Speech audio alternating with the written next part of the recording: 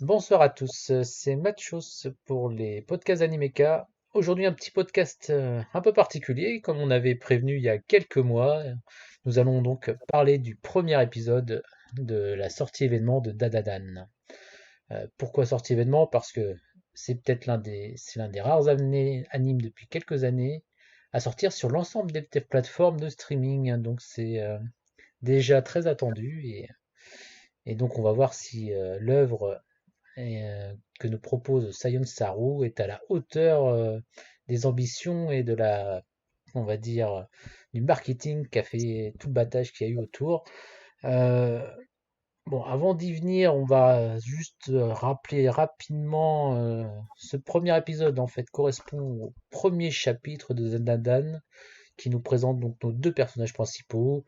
Euh, Elle qui croit aux fantômes mais pas aux ovnis, lui qui croit aux ovnis mais pas aux fantômes, et qui se retrouve à se faire un pari que l'un va aller voir un coin un ovni, l'autre va aller voir un coin un fantôme, et celui qui a raison sur l'existence ou non de ces êtres, on va dire, ces cryptides, ces êtres hors du surnaturel, va se retrouver à être le larbin de l'autre. C'est tout l'enjeu de ce premier chapitre. Et donc, ça va très vite dérailler. Et bon, voilà, il n'y a plus qu'à aller voir ce chapitre, enfin cet épisode plutôt, et lancer cette série qui part dans tous les sens de toute façon. Et je vais avant tout laisser Izu nous donner ses petites impressions sur cet épisode, lui qui découvre la série, qui n'a jamais lu le manga. Et puis après, on en causera avec Eddie, notre expert dans le domaine de Dadadan, un petit peu comme moi, qui avons décidé de former la secte autour de cette magnifique œuvre. Voilà, allez, vas-y, Izu. C'est- Je te mets pas la pression là. T'as aimé, non, hein? non, non, T'as aimé, hein? on est pas loin de la secte, effectivement, mais alors là, je vais pas adhérer. Donc, allez, donc mon avis très global sur le premier épisode. En gros, j'ai eu ce que j'attendais de ce type d'œuvre. L'introduction d'un shonen, on va dire, qui pourrait être de l'action, avec les deux personnages principaux qui se retrouvent bon, bah, dans des situations ubuesques, mais bon, le héros qui va se retrouver plus ou moins avec un peu de pouvoir, elle aussi. Donc là-dessus, on n'a pas eu, je dirais, grand-chose de nouveau. Ni alors, il y a l'humour qui est assez déjanté, et c'est comme ça qu'ils découvrent leur pouvoir. Donc, allez, ça, à la limite, c'est intéressant. Après, pour tout le reste, la construction, elle est très, très, très standard. J'ai pas été surpris une seule fois dans tout ce qui s'est passé ou dans le déroulement.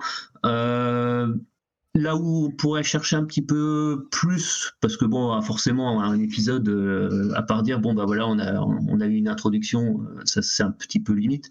Par contre, bon, la direction artistique est pas mal. J'ai bien aimé certains effets visuels. Il y a quand même un petit peu de recherche. Euh, alors j'ai eu mal pendant 40 secondes au débarrage avec l'opening. Après, il y a eu enfin de la musique un peu et donc ça m'a sauvé. Bon, peut-être que vous parlerez de qui a fait l'opening, mais bon, je sais pas ce que je préfère le plus en Anisong. Et donc, j'étais un petit peu perturbé rien que commencer. Mais par contre, je trouve que la musique va pas si mal que ça avec l'aspect visuel de l'opening. Donc là-dessus, je peux quand même leur laisser ça. C'est pas parce que j'apprécie moyennement la chanson que je peux pas dire il y a quand même un minimum de recherche artistique et la musique va bien avec les images qui sont proposées. Donc ça, je dirais, c'est à mettre à un bon point. Donc non là, je suis ressorti ni désenchanté ni forcément ultra hypé parce que j'avais vu. Très certainement parce que, et je me suis fait la réflexion après, ils auraient certainement dû passer au minimum les deux premiers épisodes.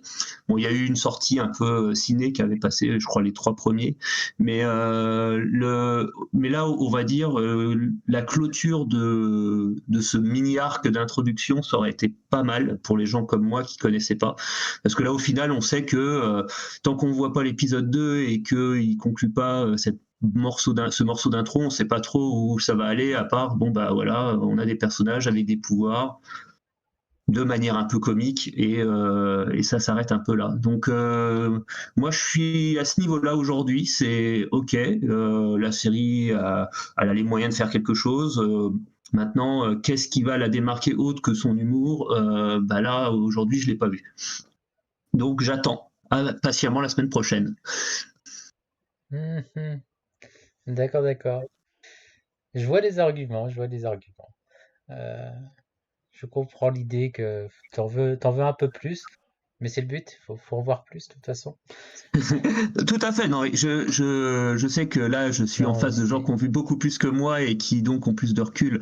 Là, voilà, moi, c'était le sentiment que j'avais eu parce que j'avais lu le premier chapitre il y a plusieurs mois de ça.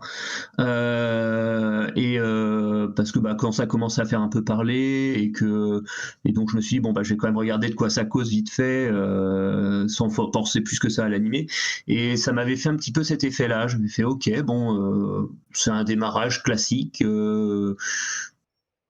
et donc voilà, donc ça a la tête de quelque chose qui peut faire, bah, et puis je pense, vu le nombre de chapitres, qui doit être bien. Maintenant, bah, j'attends le petit truc qui fera que c'est au-dessus du lot. Ça, c'est pas évident en vrai, au-dessus du lot, parce que c'est une œuvre qui est quand même difficile à comparer aux autres, je trouve. Il n'y en a pas beaucoup dans son registre, comme ça. Enfin, qui me vient à l'esprit, hein. Je sais pas si pour toi, Eddy, mais c'est assez... Non, ouais, j'ai un peu le. En fait, pour moi, Dan Dadan, ce que c'est les côtés très drôles de One Piece et de Dragon Ball, Oui, avec le côté baston un peu identique, et beaucoup, mais alors vraiment beaucoup, de n'importe quoi. oui, beaucoup d'absurde, Et ouais. C'est la alors là, base on va de... parler que du premier épisode, et c'est très dur de. Parce que, bah, comme tu l'as dit, c'est convenu, hein. Que ce soit Dragon Ball ou One Piece, c'est convenu, aujourd'hui, c'est des standards. Donc si tu fais des choses dans la même veine, il n'y a pas le twist, oh mais qu'est-ce qui se passe, non, on est sur quelque chose de convenu, on est sur des rails, il n'y a pas de problème. Mais je trouve que très bien faire ça, bah déjà c'est une très bonne œuvre. Et en fait là où ça va devenir vraiment improbable, c'est quand tu auras vu un certain nombre d'arcs et que tu verras qu'en fait on va flirter avec beaucoup de comment dire paradigmes de manga, enfin t'auras du mecha, t'auras de tout en fait. Et c'est là où c'est très drôle, et c'est là où tu dis ok, mais je m'attendais pas à ça, qu'est-ce que c'est? Alors qu'à la base, et on quitte jamais vraiment ça, on reste toujours dans le paranormal, mais en fait c'est jamais répétitif. C'est ça qui est très fort. En fait, c'est ça qui, moi, aujourd'hui, m'impressionne le plus. C'est que tous les lundis, lorsque je vais sur Manga Plus lire gratuitement et légalement mon chapitre de Dan Dan, bah, à chaque fois, je me dis, wow, j'ai pris une claque, c'est incroyable. Il y a toujours au moins une double page, elle est magnifique. Tu te dis, mais comment tu peux faire ça en une semaine? Et c'est ce que j'espère, en fait, moi, retrouver dans l'adaptation.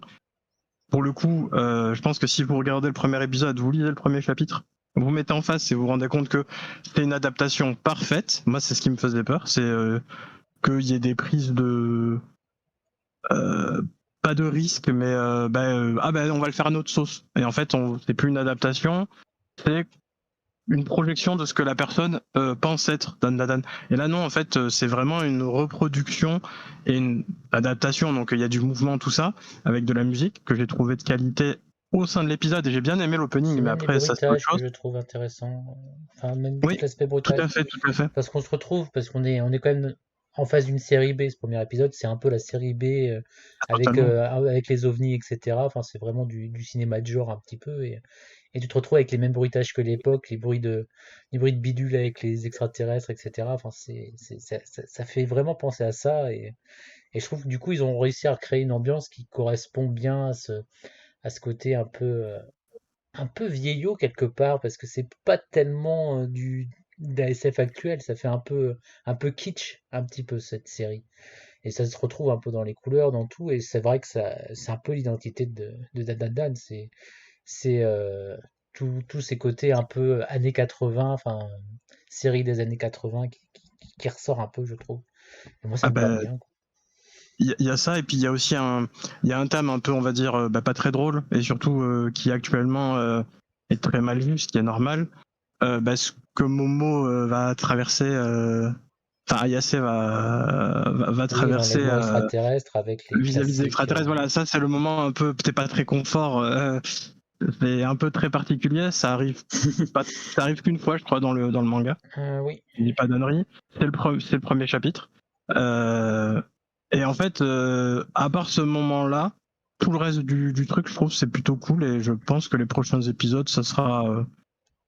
Je pense que ça peut être un truc très réfractaire. Moi, je l'aurais pas connu, je l'aurais pas lu Dan Dan, ça aurait pu me sortir du truc, quoi. ouais. Et je trouve qu'ils l'ont pas trop, qu'ils s'en sont bien sortis aussi avec l'anime. J'avais peur qu'ils, tu sais, qu'ils en fassent trop, enfin qu'ils en fassent trop, c'est-à-dire qu'ils en fassent un truc un peu voyeuriste, et ce qui est pas du tout le cas, je Oui. trouve, de l'anime. Ils sont restés très sobres, enfin Non, relativement sobres. ils l'ont pas traité comme du fan service. Ouais, Oui, voilà. et Tu sens que c'est juste une blague très. parce que c'est le cas dans le manga, c'est une blague aussi dans le manga. Il y a un peu ce côté-là. Ouais, mais dans le manga, c'est une case. Tu vois, une Oui, case, ça peut aller très vite. oui. Là, j'avais peur que il y ait des longueurs, de trucs comme ça. Et ça va, en fait, au final. Non, parce qu'ils Il ont prend la pause bien, une fois ou deux et c'est tout, quoi. ouais, ils ont bien géré le rythme aussi de l'épisode.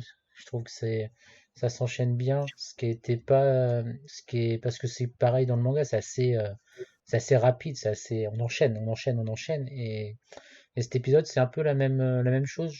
Enfin, en tout cas, moi je suis plus très satisfait de ce rendu de premier épisode. On retrouve tout le côté très énergétique du manga, très dynamique. On retrouve ouais, un petit peu les délires. J'aime beaucoup aussi le travail sur les couleurs, les jeux de couleurs qui se font, où on a des petits passages du bleu au rouge, etc., qui reflètent bien un peu très flashy, qui reflètent bien tout ce qui est les couvertures du manga, et qui donnent une identité visuelle qui est assez forte à la série, ce qui est appréciable et qui fait que là où c'est toujours un peu compliqué au niveau adaptation d'un manga, c'est quand tu as des belles pages comme tu peux avoir dans Dandadan, où tu as des jolies doubles pages, etc. Bah, c'est quand tu le passes à l'animation, tu perds un peu en qualité, tu perds et là, je trouve qu'il compense par le fait de jouer sur les couleurs, jouer sur l'animation en exagérant les mouvements, etc. Ce qui est déjà un petit peu le cas dans le manga, parce que les mouvements sont pas enfin, sont un petit peu difformes aussi, et je trouve que ça colle vachement bien. On se retrouve du coup avec j'ai l'impression vraiment la même identité que le manga, donc c'est très bien. Alors certains reprocheront que c'est peut-être trop proche, parce que c'est vraiment ce premier épisode, c'est vraiment un copier-coller, hein. Il y a pas véritablement de rajout, on est très très proche, mais c'est fait avec un bon esprit, on n'a pas de perte de tension ni quoi que ce soit. Et puis moi je suis content de voir aussi les personnages s'animer, mine de rien, c'était de voir Momo et Okarun se retrouver vivants quelque part, parce qu'ils sont très expressifs. Le gros travail, notamment sur le doubleur japonais là, sur Okarun, qui est quand même assez impressionnant, je trouve, parce qu'il passe vraiment par tout un tas de types de voix au cours de l'épisode, entre sa petite voix de geek pas insupportable jusqu'au mec un peu plus sérieux, jusqu'au la voix bon, là électroniquement déformée à la fin quand il est à moitié possédé, mais je trouve qu'il y a un gros travail qui est fait, et c'était plutôt cool, quoi. C'était bien lancé. En tout cas, moi perso, ça me plaît beaucoup ce qu'ils ont fait comme boulot dessus, sur l'ensemble en tout cas. Ah bah, on est deux, je pense, à être convaincus. Après, je comprends totalement ce que disait Yves tout à l'heure. Hein. C'est convenu. C'est convenu. Après, ce qui est bien, je pense, c'est que ça donne quand même envie de voir le deuxième, le troisième épisode et probablement la saison pour se faire un vrai avis, quoi. Mais je trouve que c'est une bonne porte d'entrée. C'est quelque chose qui est convenu. Tu perds pas ton temps en regardant ça, ça met pas du temps à se mettre en place. Je trouve que c'est plutôt une bonne chose. Après, je regarde moins d'animes que vous. Moi, habituellement, j'aime pas ça, les adaptations. Très souvent, je trouve que ça dénature, ou ça fait des choix qui dénaturent l'œuvre. Et en fait, c'est autre chose, c'est un autre média, et pourquoi pas, hein, ça peut exister aussi, mais c'est pas vraiment ce que je cherche. Et là, je trouve que pour le coup, ça coche toutes les cases. pour un épisode en tout cas. Ça coche vraiment toutes les cases et Saiyan Saru, gros boulot quoi. Je me doutais que ça allait être très bien parce que Ping Pong, parce que comment ça s'appelle ce que Netflix leur avait commandé, alors que ce soit du Scott Pilgrim ou c'est Devil Cry Baby, c'est ça? Devilman Crybaby, ouais. Oui, voilà.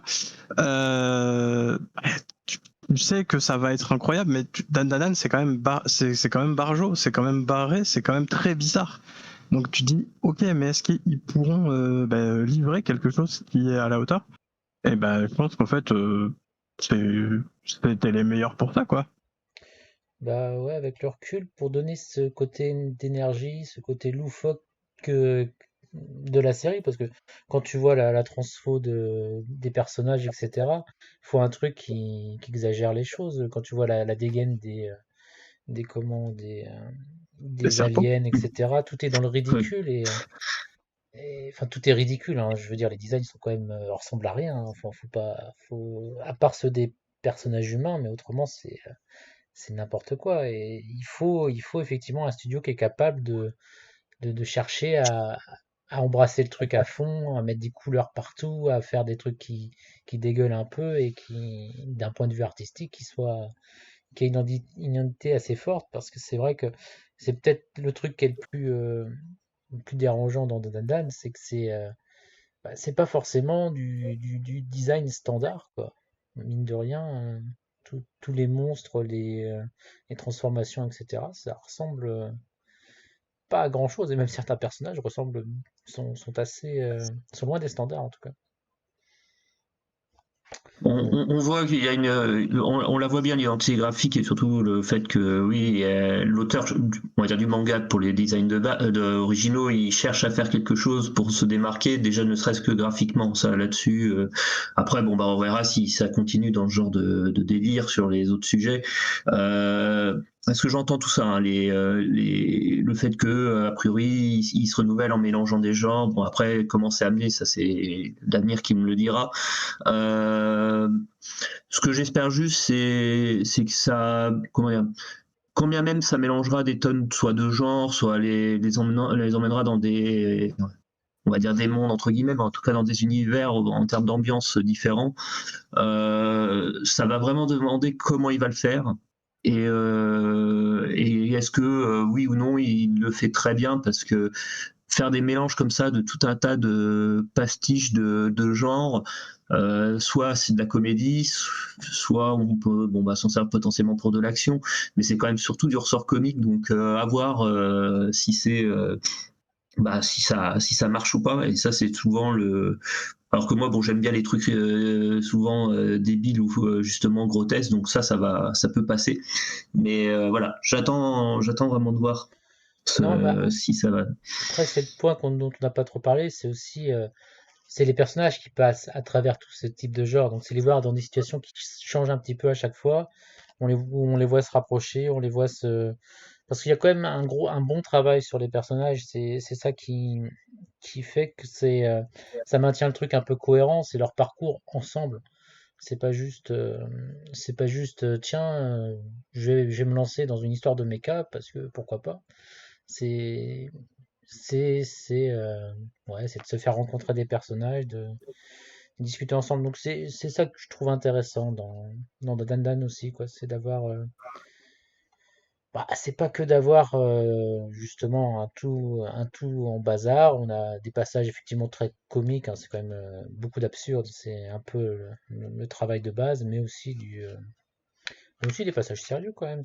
On rigole pas toujours dans Dandan, hein. C'est pas toujours. Non, ouais, il y a des moments vraiment, ça te prend au trip, hein. Tu t'y attends pas d'ailleurs, hein, mais Oui, mais c'est justement c'est de jouer sur le contraste entre les styles, entre les genres, qui fait que ça amène pas mal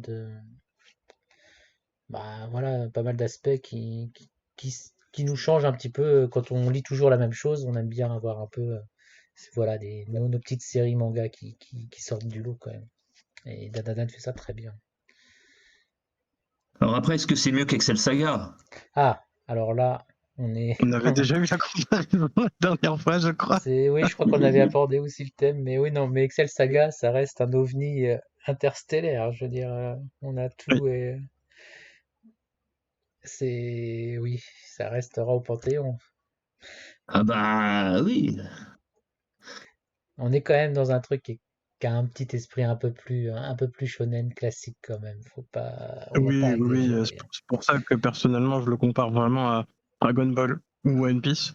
Parce que bah pareil, dans One Piece, t'as des moments où vraiment tu t'y attends pas et en fait ça devient très Ouais, sérieux et ça te prend au trip, quoi. c'est ça, les premiers arcs de One Piece, ouais, ça irait bien Oui, oui, oui, là-dedans, où ils passent d'une île à l'autre, où chaque île, bah, on renouvelle toute l'histoire parce qu'il y a une petite intrigue. Ouais, ça pourrait faire un découpage un peu dans ce genre-là, effectivement. bah, Dragon Ball sur les pareil hein, sur bah, le Goku enfant, Ouais, c'est pour moi oui, on c'est est vrai, ouais. vraiment dans cette veine là et c'est cool parce que c'est vraiment bah, très drôle d'abord. Mm. La bagarre c'est bien mais c'est pas forcément ce C'est qui pas le point saute fort aux non yeux. plus, ouais. Mm. Et en fait, c'est vraiment un très bon mélange hein, et ça marche bien.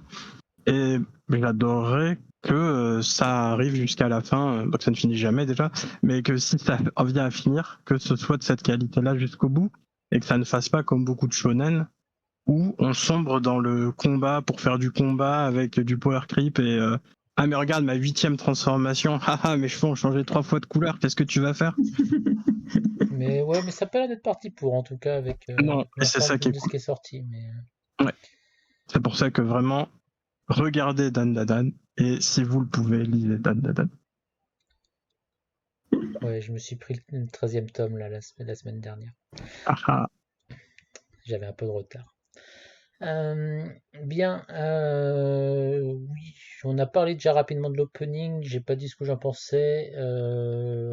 Effectivement, on voit qu'il y a eu un gros travail du côté visuel par rapport à la musique pour que ça colle, etc. Donc là-dessus, bah, rien à redire, c'est très propre. Je suis un peu moins fan de la musique de Café Creepiness là-dessus. Ils sont pas. Je leur ai connu des meilleurs morceaux, on va dire, que ça, mais peut-être que c'est une histoire d'écoute. Ça viendra peut-être à me plaire plus à la longue, j'en sais rien. Je préférais leur boulot qu'ils avaient fait sur l'opening de Mashal, qui avait fait beaucoup parler, ou tout simplement sur le travail qu'ils avaient fait sur Call of the Night aussi, qui était plus cool, plus posé, un peu moins rap et plus groovy. Enfin, je sais pas trop comment dire. Je suis pas expert en musique, mais qui était. Enfin, moi, j'avais pas, enfin, sur Call of the Night, c'est effectivement, c'était beaucoup moins, C'est de comment, l'ambiance, quoi. Mm. c'était moins gras. Sur Mashal, c'est excessivement gras. Ça collait à l'anime parfaitement. Oui, alors après, quand je dis ça, c'est que c'est tout fait pour faire un truc de mème, etc. Mais musicalement, c'est chiant. Sur Call of the Night, c'est un peu plus intéressant et moins violent. Et là, bah, les 30 premières secondes, j'ai eu du mal. Mais bon, après, ils font rentrer de la musique et ils proposent quelque chose d'un tout petit peu plus intéressant que juste un truc répété en boucle avec une rythmique derrière et puis voilà. Donc voilà. Mais comme je le disais, ce que j'ai bien apprécié quand même sur l'opening, c'est quitte à ce que la musique, bon bah, elle est ce qu'elle est, ça colle pas trop mal au visuel et je trouve pas que ça dessert forcément l'ambiance de la série non plus. Donc Ah non, ça va dans l'ambiance. ça fait que autant je peux pas trop apprécier la musique, autant je peux pas dire que c'est mauvais comme opening. C'est pris dans sa globalité. Bon, j'aurais préféré peut-être quelque chose de plus classique, mais en tout cas, ça match. Ouais, je parlerai rapidement de l'ending qui lui m'a un peu plus plu au niveau musical, qui est plus dans mes goûts, on va dire. Mais bon, ça c'est un détail. Et j'ai apprécié le clin d'œil pour les lecteurs. Les mini-histoires? Ouais, les mini-histoires parce qu'en fait, ça reflète les mini-histoires du chat qu'on va bientôt découvrir. J'en dis pas plus, on va pas spoiler. Qu'on va bientôt découvrir. Et donc, c'est ces mini-histoires qui sont en fait retranscrites dans cet ending. Et je trouvais ça sympa comme clin d'œil parce que c'est juste des chapitres bonus qui ont pas vraiment d'impact, mais qui montrent un petit peu toutes les côtés débiles de ce personnage. est, ma foi, la mascotte de la série, mine de rien, et que j'ai hâte de voir de voir en action. C'est ça aussi, c'est qu'il nous manque les personnages hauts en couleur encore pour vraiment Ah apprécier oui, la là série. on a une petite fraction Là, du cast, hein. On a on a deux les personnages persos sur, je sais encore pas, sains peut-être une d'esprit. dizaine. C'est Une vrai que là, on petite a encore dizaine. ceux qui sont sains d'esprit, quoi. Ça va, quoi. C'est littéralement les moins pires. Les moins pires, je veux dire, il y en a un qui est obsédé par les ovnis et qui croit que quand on lui parle, c'est parce que on est aussi fan des ovnis. Bon, il est un peu maniaque. Et puis bon, on a la fille qui est, qui est une fanboy hardcore d'un vieil acteur japonais. Mais bon, ça c'est chacun ses passions, hein, mais voilà, c'est et on a quand même eu le temps de découvrir des aliens qui sont à côté de leur pompe, qui comprennent rien à ce que c'est que l'humanité. Et à la limite, j'aime bien l'idée parce que c'est pas quelque chose qu'on voit, mais ça me fait penser à certains films. Comment c'était Galaxy Quest qui était un peu comme ça ou c'était celui-là ou c'était un... Ah, je sais plus.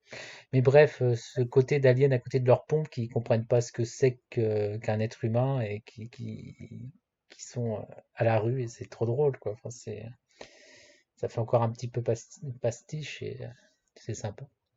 Ah Et bah puis toutes les bon, réponses que les aliens donnent, moi je les trouve incroyables.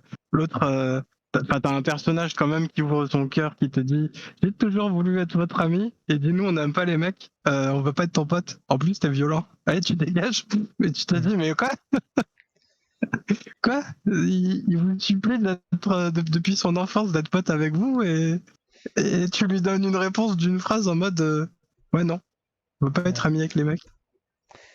Bah oui, c'est ça que c'est ça. C'est du grand n'importe quoi. J'ai pas grand-chose à rajouter sur mon appréciation de l'épisode. Je pense que j'ai fait un peu le tour de mon côté. Bref, j'ai hâte de voir la suite. En tout cas, ben, moi, je vous remercie de m'avoir accompagné ce soir pour faire un petit bilan de ce premier épisode. Donc merci Yedi et Izu. De rien. Je sais Mais de pas si rien, on se toujours un plaisir. retrouvera pour un second épisode, pour plus tard, je sais pas trop encore, j'ai pas, on verra par la suite si on a des choses à raconter, s'il se passe quelque chose, on fera peut-être des épisodes courts vite fait de 5 minutes ou un truc comme ça, mais on verra au fil et à mesure où on emmènera d'autres personnes, j'en sais rien, il y a aucun plan de prévu parce que de toute façon, c'est du dadadan qu'on parle, donc il faut pas faire de choses carrées et on va pas faire des choses carrées, et puis voilà, c'est tout. Oui, ça ne marcherait pas. Ouais, voilà, on verra. On verra, on verra. Bon, ben merci bien et puis à la prochaine. Salut, salut. Ouais. Salut. Salut.